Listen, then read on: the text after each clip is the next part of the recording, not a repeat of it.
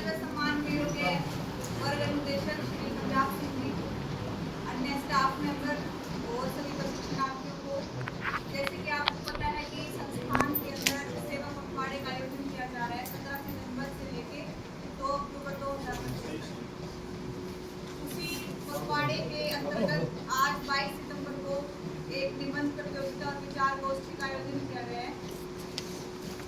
भारत के संविधान के ऊपर कुछ विचार मैं आपके सामने प्रस्तुत कर रही हूँ। आशा है कि आप ध्यान दें। भारत में हर साल 26 नवंबर के दिन को संविधान दिवस के रूप में मनाया जाता है और इस दिन को साल 2015 से मनाया जा रहा है। हमारे माननीय प्रधानमंत्री श्री नरेंद्र मोदी जी के द्वारा संविधान दिवस को मनाने की परंपरा शुरू की गई। भारत का संविधान पहली बार साल 1949 में अपनाया गया था, जो कि 2 साल 11 महीने और 18 दिन के अंदर बनके तैयार हुआ था। 26 जनवरी 1950 को भारत का संविधान लागू किया गया और जब ये भारत का संविधान लागू हुआ तो उसके साथ हमारा जो भारत है वो एक संप्रभु गणराज्य बन गया था। डॉक्टर भीमराव अम्बेडकर को भारतीय संविधान का जनक कहा जाता है और संविधान सभा के सदस्य के रूप में उन्होंने काम किया था। उप संविधान सभा के वो अध्यक्ष थे। संविधान सभा की पहली बैठक 9 दिसंबर 1946 को हुई थी। संविधान के निर्माण की पहली शुरुआत की जो पहली बैठक हुई थी, इसके बाद हमारा संविधान अस्तित्व में आया था। संविधान के अंदर पहला संशोधन साल 1951 में हुआ था और उसके बाद जैसे जो हमारा भारत है वो आगे बढ़ रहा है, जो जरूरत होती है उसके साथ इसमें होते आ रहे हैं। संविधान सभी नागरिकों को मौलिक अधिकारों और स्वतंत्रता की गारंटी देने के साथ राज्य के नीति निर्देशक सिद्धांत लोकतांत्रिक गणराज्य का सबूत, जिसके अंतर्गत स्वतंत्रता, समानता, बंधुत्व और न्याय पर आधारित शासन की व्याख्या की गई है। संविधान का सम्मान करना और उसका पालन करना भारत के हर नागरिक का कर्तव्य है, क्योंकि इस बारे में हमारे बाबा भीमराव अम्बेडकर जी ने किताब देते हुए कहा था, अगर संविधान को लागू करने वाले लोग ठीक नहीं कहेंगे तो यह केवल कागजों का बगीचा हो जाएगा। जय हिंद, जय भारत। भारत का संविधान हमारे देश की रीढ़ यह वह नियम पुस्तक है जिसके आधार पर देश चलता है। संविधान यह तय करता है कि सरकार कैसे काम करेगी, नागरिकों के अधिकार क्या होंगे और उनकी जिम्मेदारियां क्या होंगी। संविधान की रचना भारत को स्वतंत्रता मिलने के बाद संविधान बनाने की आवश्यकता महसूस हुई। इसके लिए 1946 में संविधान सभा का गठन किया गया। लगभग 3 साल तक चर्चा और विचार विमर्श करने के बाद 26 नवंबर 1949 को संविधान तैयार हुआ और 26 जनवरी 1950 को लागू किया। तभी से भारत एक गणतंत्र राष्ट्र बन गया। संविधान सभा के अध्यक्ष डॉक्टर राजेंद्र प्रसाद थे और प्रारूप समिति के अध्यक्ष डॉक्टर भीमराव अम्बेडकर जी ने संविधान निर्माण में सबसे महत्वपूर्ण योगदान दिया। संविधान की मुख्य बातें: भारत का संविधान दुनिया का सबसे बड़ा लिखित संविधान है। इसमें नागरिकों के लिए मौलिक अधिकार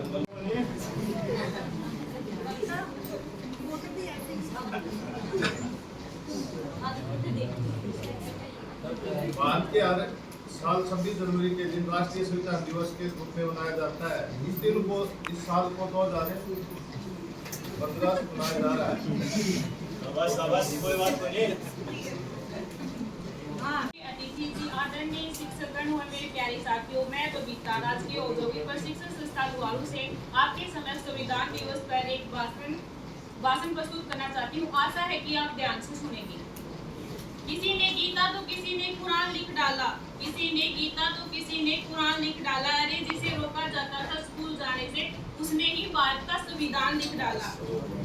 26 नवंबर 1949 को संविधान का निर्माण करने वाले डॉक्टर भीमराव अम्बेडकर को मैं सर्वप्रथम नमन करती हूँ। एक नन्ही सी चिड़िया जब उड़ान भरना शुरू करती है तो खुला आकाश उसका स्वागत करता है। जब वो ऊंचे आकाश में उड़ती है तो उसे अपनी आजादी का एहसास तो होता ही है, साथ ही उसे अपनी सीमा और दायरों का एहसास भी होता है कि उसे अपनी ऊंचाई कितनी उड़ान तक बढ़नी है। ठीक वैसे ही हमारे देश का संविधान है जो हमें आजादी देता है सफलता के लिए ऊंची उड़ान बढ़ने का। वही वो हमें एहसास दिलाता है, हमारे कर्तव्य और दायित्वों को भी नैतिकता की सीख देता है। हमारे देश का संविधान लोकतंत्र की पहचान है। हमारे देश के संविधान में किसी के साथ भेदभाव ना हो, कोई भूखा ना रहे, ना कोई गरीब रहे। इस बात पर हमारे देश का संविधान बार बार बल देता है। हमारे देश के संविधान में समानता का अधिकार हर व्यक्ति को मिले, चाहे वो किसी भी जाति से हो। देश में महिलाओं को बराबरी का हक मिले, उनके साथ किसी भी तरह का भेदभाव न हो। इस देश में हिंसा को रोकने के लिए कानून की लक्ष्मण रेखा खींचने वाले इस देश का संविधान है। एकता और राष्ट्रवाद को बढ़ावा देने वाला भारत का संविधान है, जहाँ एक तरफ कठोर वहीं दूसरी तरफ लचीला। कठोरता और लचीलेपन का जो समन्वय है वो भारत के संविधान में ही हमें देखने को। हम संविधान के स्वरूप का वैसा ही पालन करते हैं क्या? वास्तविक रूप से आज भी उसी तरह के अधिकारों का पालन करते हैं। वही कर्तव्य और हमारे देश के नागरिक व सरकार इस देश का शासन पूरा करते हैं। हमारे देश के संविधान में एकता की बात कही गई है, धर्मनिरपेक्षता है, लेकिन उसके बावजूद भी हमारे देश में धर्म के नाम पर दंगे फसाद झगड़े होते हैं। हमारे देश में संविधान में महिलाओं की सुरक्षा और समानता की बात कही गई है, लेकिन उसके बाद भी सरदार हत्याकांड होते हैं, महिलाओं के पति टुकड़े होते हैं, महिलाओं के साथ दिन प्रतिदिन घरेलू हिंसा बढ़ती है। तो विचार मन में जरूर आता है कि संविधान में लिखा गया है तो क्या वास्तविक रूप से उसका पालन होता है? अलग से हमारे देश में संविधान को अलग से दर्जा दिया गया है, संवैधानिक रूप से रखा गया है, निष्पक्ष रूप से न्याय कर सके, लेकिन उसके बाद भी कई बार शासन में उच्च पदों पर आश्रित वर्चस्व वाले व्यक्ति न्याय व्यवस्था के साथ छेड़छाड़ करते हैं। न्याय व्यवस्था पर संविधान में नियमों का पालन करके सारी समस्याओं का समाधान होगा। मैं अंत में बस इतना ही कहना चाहूंगी कि लड़ने के लिए पढ़ना होगा, पढ़ने के लिए लड़ना होगा। किताबें तो बहुत सी पढ़ी होगी, तुमने हक और अधिकार जानने के लिए संविधान पढ़ना होगा।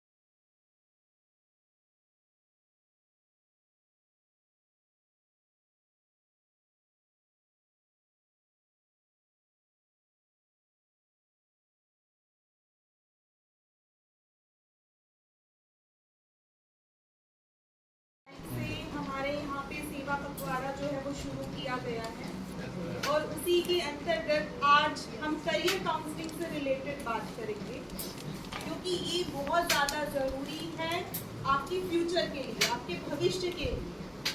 आपने अभी तक जब से आपने स्कूलिंग स्टार्ट की है तब से हर कोई आपको यूँ बोलता है कि चलो आप 5th कर लो, उसके बाद तो मज़े ही है, या फिर उसके बाद बोलेंगे कि चलो 10th कर लो, 10th में बोर्ड का पेपर में अच्छे नंबर ले आओगे ना, उसके बाद तुम्हें मज़े ही है, कुछ नहीं करना पड़ेगा आपको। ऐसे कर करके आप 11th कर लेते हो, 12th कर लेते हो, ITI में आ जाते हो, ठीक है, और कोई ग्रेजुएशन कर लेता है, ठीक है। तो ये तो आपकी बेसिक क्वालिफिकेशन है जो हर कहीं ज़रूरी है आपको अगर कुछ भी आगे भविष्य में करना है उसके, ठीक है। तो अब हमें बहुत ही सीरियस होने की ज़रूरत है, क्योंकि अब आपका करियर जो है वो शुरू होने वाला है, जो आपका भविष्य जो है वो निर्धारित करेगा। तो उसके लिए आपको मार्गदर्शन की ज़रूरत होगी, एक गाइडेंस की ज़रूरत होगी। अगर आपकी गाइडेंस जो है वो बिल्कुल सही है, सटीक है, तो आपका जो करियर है वो एकदम फलता फूलता बहुत ही अच्छा होगा, ठीक है। तो यहाँ पर आप ITI में अगर आते हो तो आप इसके बाद आप अप्रेंटिसशिप जो है वो कर सकते हो, जिसमें आप 1 ईयर की अप्रेंटिसशिप अप्लाई कर सकते हो, जिसके लिए हर साल जो है वो अगस्त के आसपास आपके फॉर्म निकलते हैं। आप जो ऑनलाइन वेबसाइट है गवर्नमेंट की अप्रेंटिसशिप की, उस पर जाके आप लॉगिन कर सकते हो, अप्लाई कर सकते हो और आपको चांस मिलेगा, अवसर मिलेगा कहीं भी जहाँ पर भी वेकेंट प्लेस है वहाँ पर अप्रेंटिसशिप करने के लिए, इसके अलावा दूसरा है कि आप गवर्नमेंट जॉब की साइड जा सकते हो। अगर किसी को चाहिए कि भाई मुझे तो कोई सरकारी नौकरी चाहिए कि मैं 58 इयर्स तक बिल्कुल सिक्योरली अपना काम जो है वो करता रहूँ, तो आपके पास एक बहुत अच्छा ऑप्शन है गवर्नमेंट जॉब का। तीसरा है कि आप किसी प्राइवेट कंपनी में भी जा सकते हो। जैसे जैसे आप अपने आप को और ज़्यादा ब्रशअप करोगे और ज़्यादा अपनी क्वालिफिकेशन जो है उसको बढ़ाओगे, तो आपको प्राइवेट कंपनी में भी बहुत अच्छी जो प्लेस है वो मिल पाएगी और टाइमली आपका जो इंक्रीमेंट है या आपकी जो प्रमोशंस है वो आपकी क्वालिफिकेशन और एक्सपीरियंस के अकॉर्डिंग होते रहेंगे।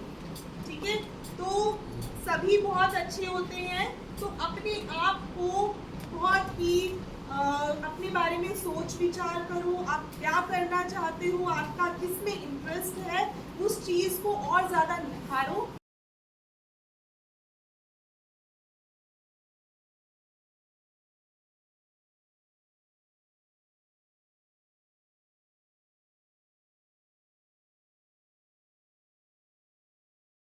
हाँ जी, आज सेवा पखवाड़े के अंतर्गत हम यहाँ पे बिजनेस स्टार्टअप आइडिया कंपटीशन जो है वो सभी ट्रेड्स के बीच में रखा हुआ है।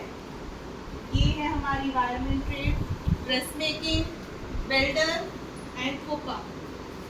एक एक करके बेटा आपको अपनी अपनी टीम में से एक रिप्रेजेंटेटिव जो है वो आगे आएगा और जो भी बिजनेस स्टार्टअप आइडिया आपके माइंड में आता है, जो आपने अभी डिस्कस किया है विद इन 30 मिनट्स, आपको वो शेयर करना है हम सभी के साथ। हाँ जी, वायरमैन ट्रेड। नाम मंजित है, मैं वायरमैन फर्स्ट ईयर की छात्रा हूँ। मैंने वायरमैन इसलिए लिया, मैं गवर्नमेंट जॉब में जाना चाहती हूँ। ये 2 साल का कोर्स होता है, इसके बाद 1 साल के लिए अप्रेंटिस जरूरी है। इसको करने के बाद हम पब्लिक हेल्थ, हॉस्पिटल, बिजली बोर्ड, सिंचाई विभाग आदि में जा सकते हैं। बोल बेटा। काम कर रही हूँ मैं ड्रेसमेकिंग से थोड़ी सी अपना पब्लिक खोलना चाहती हूँ।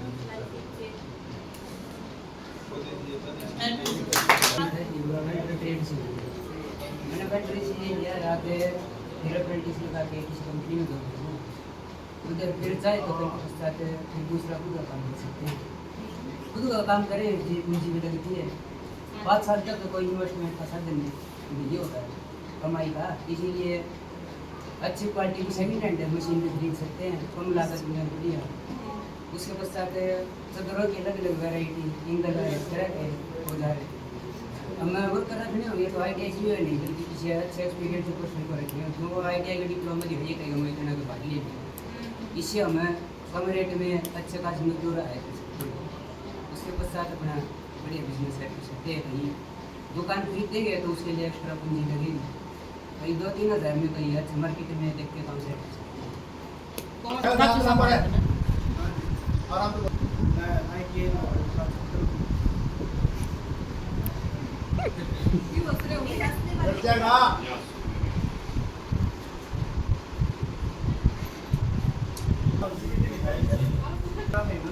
मैं ITI वाला छात्र हूँ। मैं पकवाड़ा ट्रेड से करने के बाद अप्रेंटिस लगवा सकते हैं और CNC सेंटर खोल सकते हैं और अन्य कर सकते हैं। बस अभी शांत पीछे। ये बिजनेस स्टार्टअप कंपटीशन में सभी ट्रेड्स ने अपना पूरा सहयोग दिया, तो थैंक यू सो मच। और आपने बहुत अच्छे अपने आइडियाज़ जो हैं वो शेयर किए आपस में।